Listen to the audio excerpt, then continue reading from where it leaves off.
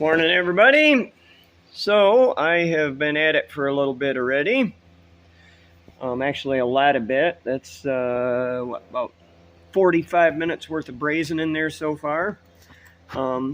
That's one interesting thing I'll note about brazing. It is not a fast buildup process. If you think you're going to get a bunch of metal put on in a hurry, pick something different. About as soon as you get in a hurry, especially building up the side like that, you'll melt it out and it all runs right off there. So you got to just putz your way along. I would estimate that the material buildup time is probably about half of what it is with stick welding, but we're getting there.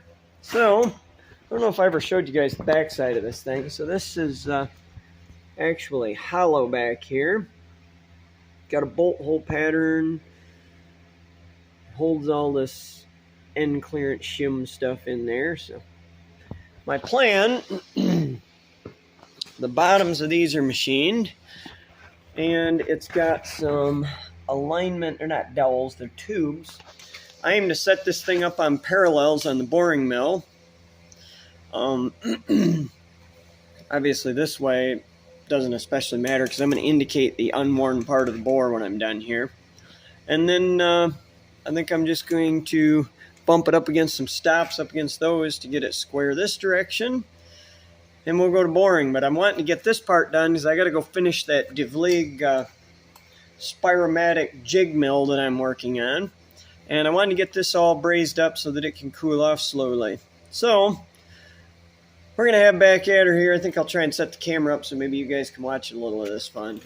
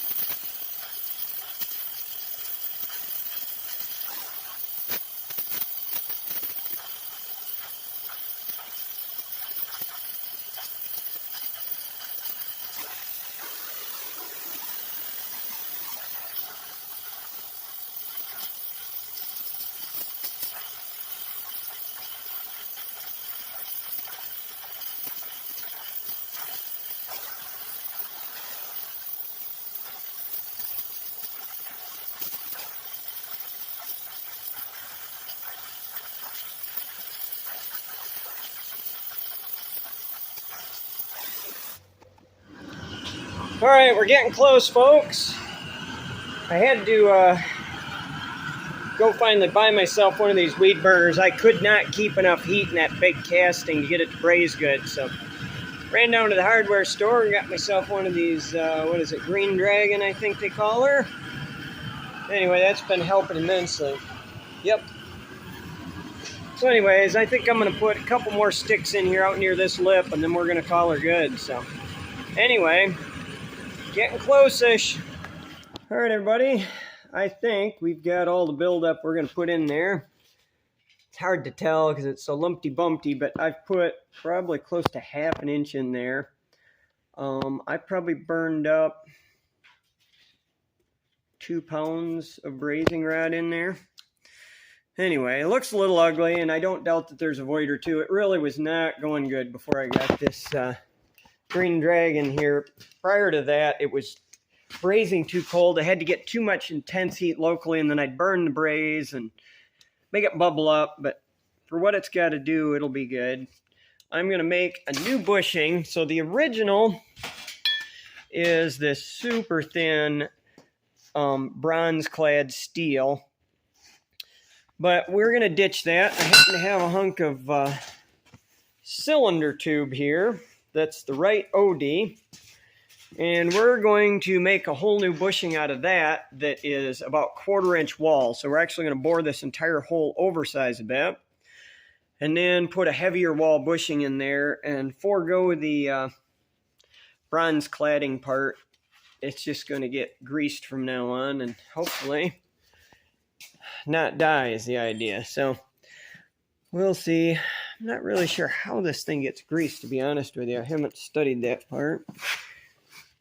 I'll have to ask them how they do that. If it just gets packed to start with, or seemed like there was plenty of grease around it when I started, so I'm not really sure where the grease fitting is in this system, but it might be. I think there's a cap. That's what it is. There's a cap that goes on this thing, and I bet the grease fitting is in the cap. But anyways, so yeah, that's the idea. We're going to get her, hopefully Sunday, we'll let this thing cool off, and then Sunday we'll dig her out and put her on the boring mill. So, all right. So as you guys can see, I've cleaned the table up. I missed something in a piece there. Anyways, now I'm going around oiling it up. This thing does have an automatic lube pump, or not automatic, big manual lube pump, but I operate on the philosophy that every machine would like more oil than it gets. I'd rather see them making puddles on the floor than risk something not getting lubricated. And a lot of these old machines, they'll have a line plugged up somewhere unless you've dismantled one and thoroughly cleaned the system out. You just can't ever know for certain that it's really, really clear. Say it's just not worth the risk. They aren't making more machines like this, or at least not of this quality.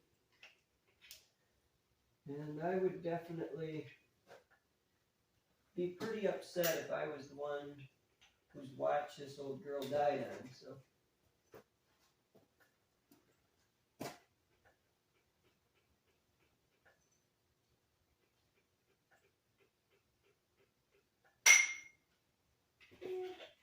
I actually need the oil in again.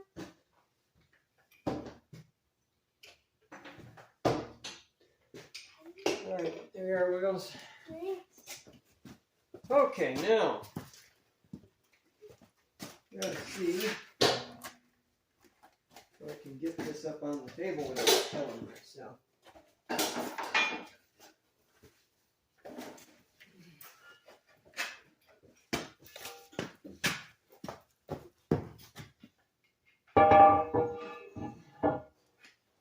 Whew. All right.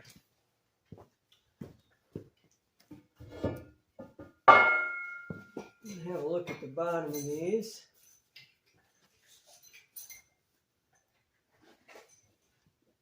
See how clean and flat they are. Not too shabby. I see that this, it's got these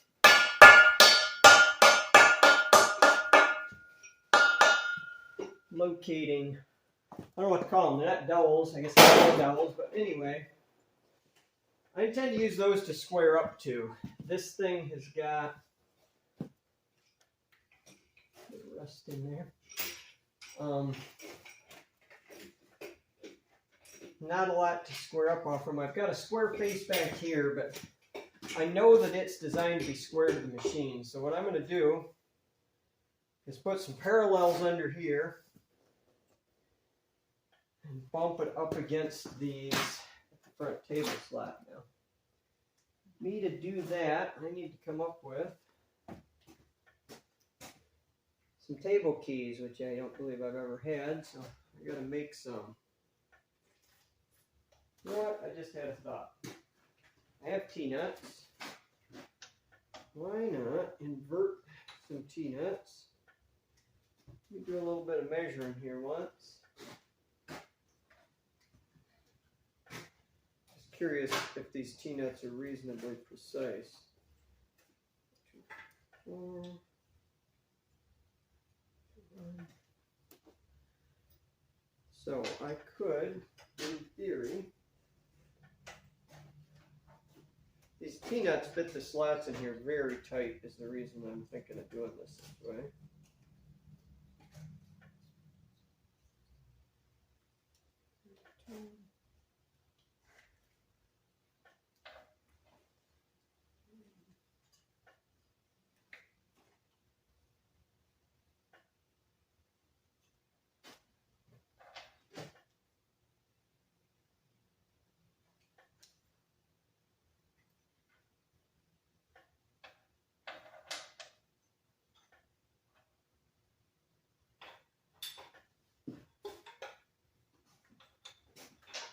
Guess what I actually have to do is put them in the slot.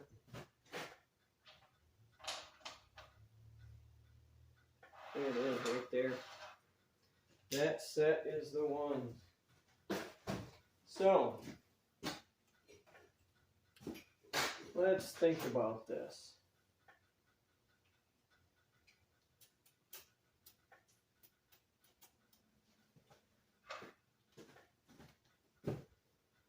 What I want to do is have this up to the front edge of the table. I need some parallel.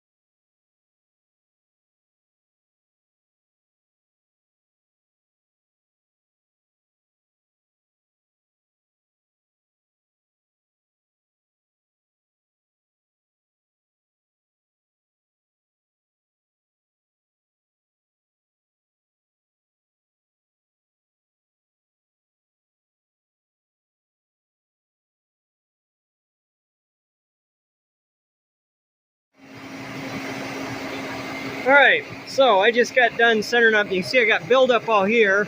I actually used the seal surface because I think the wear in the bore is mostly that direction, but you don't know it. The seal surface will have taken nowhere, so I swept that, and I've got it less than half a thou all the way from there. I can go just past the halfway point, sweeping around that with that half thou reading dial indicator. So we're ready to set up and get a boring tool in there and try taking a cut.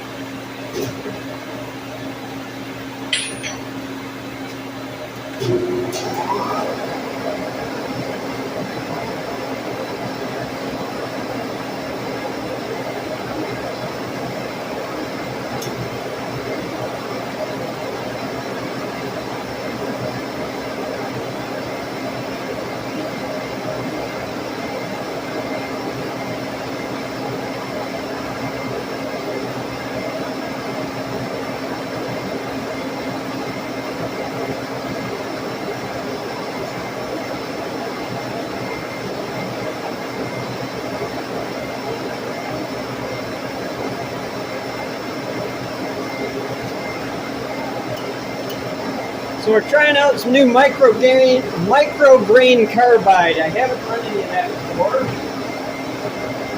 I couldn't convince myself it was worth the extra money, but I ran across the deal on some, so I thought, well, we'll give it a whirl.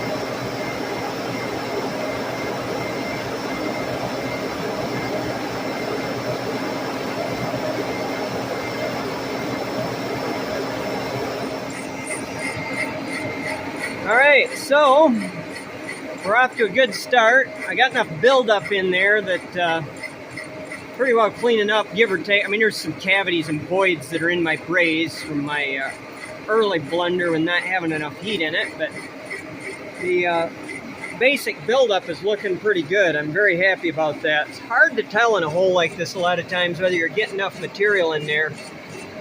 Especially this one, the hole had worn really funny, so.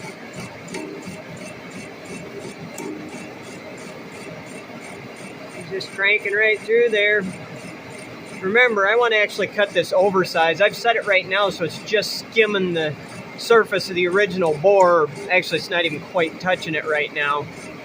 But anyways, we'll give her a fair amount more material before I'm all said and done.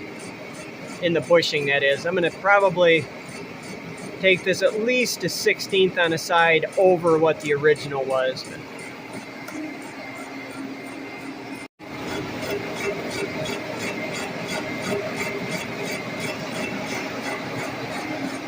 Alright, so here's what we got. You can see some pits and voids. The worst one is this cavity I got in here. It's not as bad as it looks as far as surface material missing.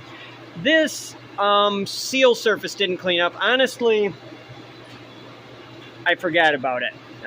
So I was concentrating on getting the bore to diameter. I didn't even think about the fact that I had a seal that was going in here and seal surface needed to be built up. So I have got the vast majority of seal contact.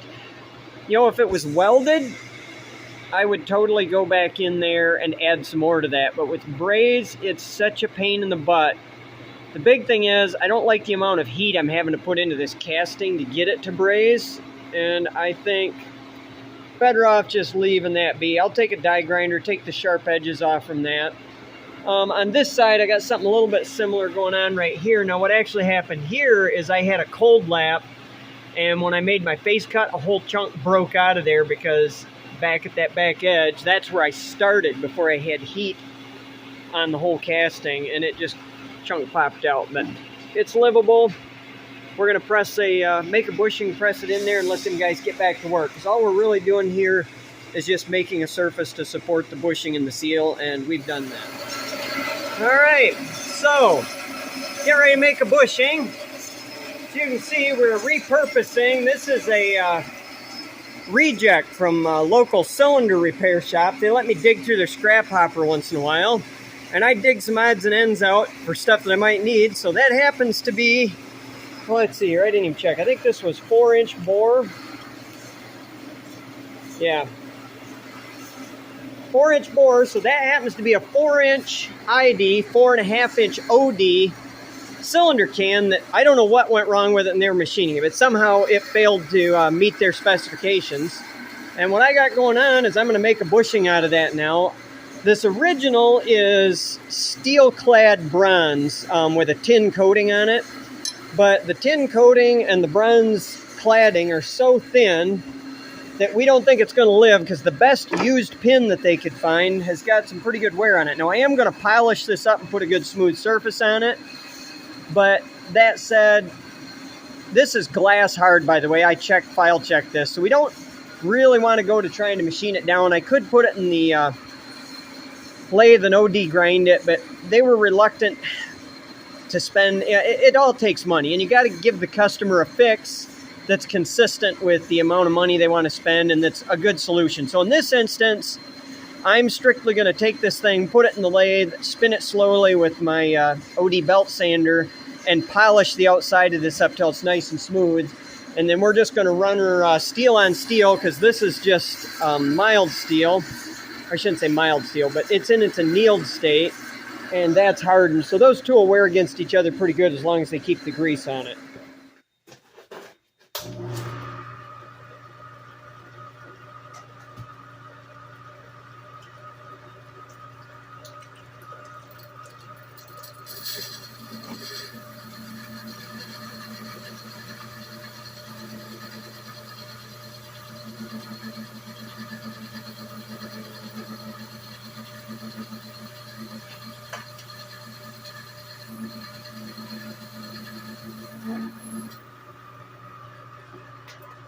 Get rid of that.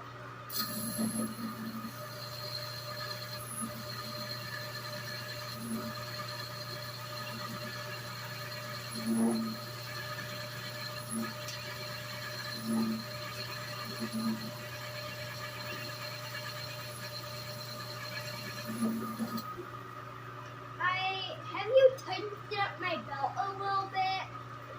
Oh, yeah. Why? That would be more colorful. Yeah, I'm kind of having problems now already with, because I'm like making stuff that's kind of actually hard. So like my lathe keeps spinning out, and I keep having to like back up and restart because my lathe is spinning out. Yeah.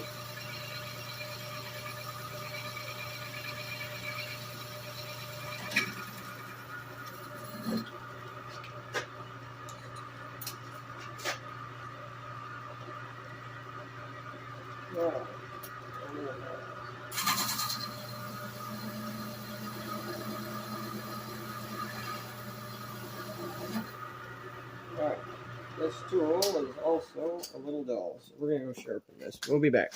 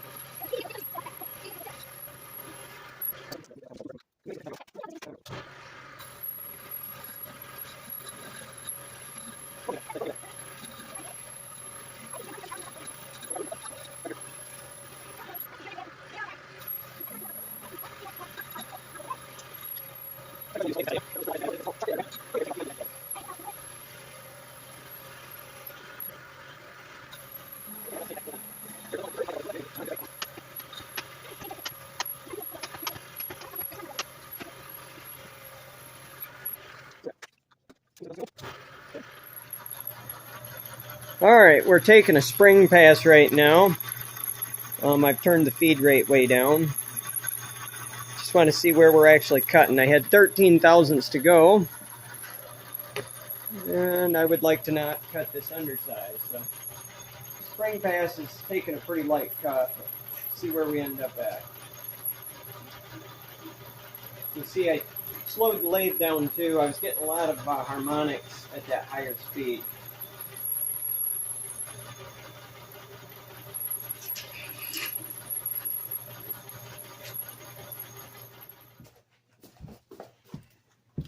While you do some micrometering, I will do some oiling.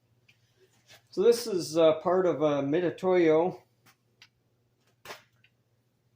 0 to 6 inch set that I bought at a garage sale from a retiring tool and die guy over 20 years ago. It was brand spanking new. I think he said he had bought it like 6 months before he retired, and they looked like it. Anyways, I've hardly used them myself, but 225 bucks I paid for that. At that time, it was a pretty good deal. Now, it's just an out-of-sight kind of good deal. So.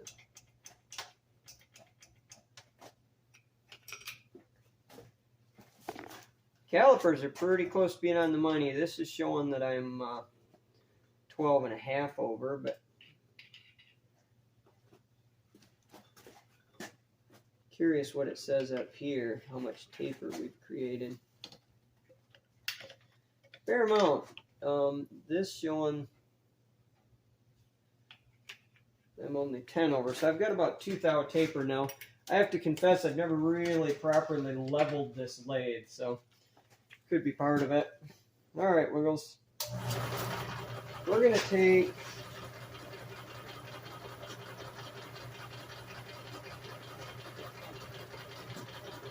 another 5. 5 on its side, I should say. See where that puts us here once. That should be pretty well to size there. Like that singing noise. Why do you not like it? There's that screwdriver. I'm going to try putting this in.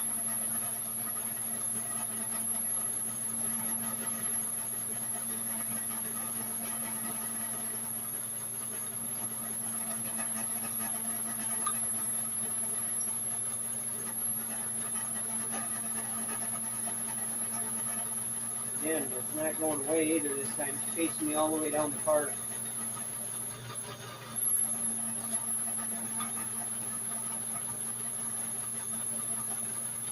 No, don't get your foot tangled up there.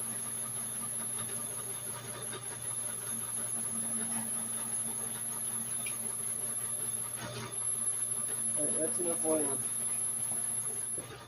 Alright, we're down to the brass tacks.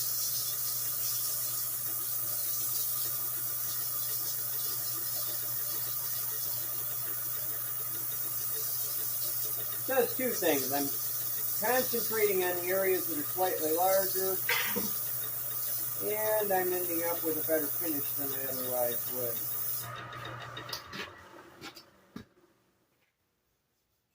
Hey, Dad. What, Wiggles? Do you think my sequencing would be able to run that lathe? No, it's not powerful enough.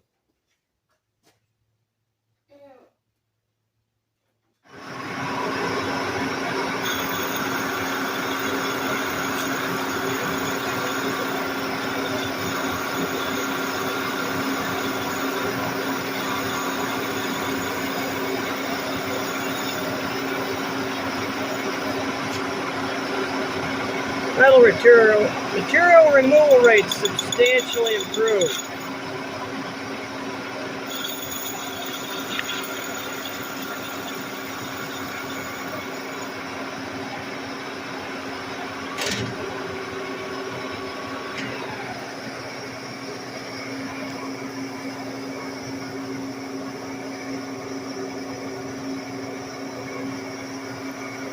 Yep. I'll grab my calipers. I don't know exactly where he ended up after I flung it. So I'm about 10 thou under on the length, but for what it is, I'm okay with that. All right, I'm going to just touch this up with deburring and late file, and we're done. All right, everybody. So there's the finished product. I had to add a couple of grease grooves. You can see I free-handed them, and it was kind of hard to reach down to the bottom. The real purpose of those, as far as I could tell, this thing gets greased from a cap on the other side, and if it gets too good of a seal on the pin, I'm worried about it hydraulicking the bushing out, and that does give it a spot for grease to get up next to the bushing. The original was dimpled. I don't have a good way to replicate that. We're not going to worry about it. They just want her tightened up and to run a bit more. So anyways, and then I did put this in the lathe and took my pneumatic belt sander to it and buffed it up because it was a little roughed up on this edge. It actually came out nicer than I thought it would. So we've got a nice fit on that. And I'm getting ready to set it out the door and throw a tarp over it. It's kind of rainy today. I've WD-40'd it all down with the idea they're going to pick it up in the morning and I won't be around here. So anyways, that's done. I haven't figured out yet exactly how many hours it took. I'll figure that out and probably just put it in the script on the screen. But anyways, I think that's a wrap. I think we've got a good fix. I'm happy with the results. It brazed good. It machined nice. So they'll get a lot of good service out of it yet.